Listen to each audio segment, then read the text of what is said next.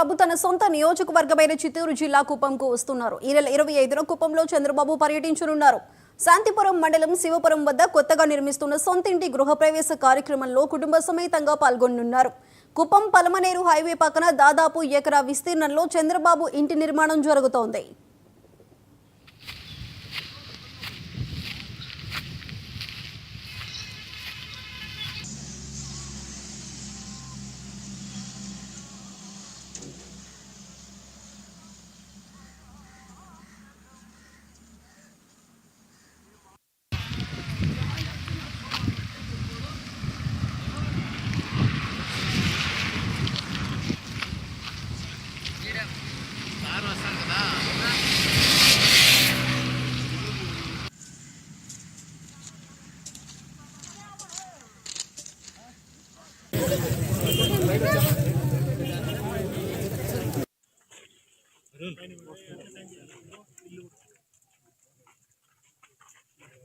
sir అదే లైవ్లో confirm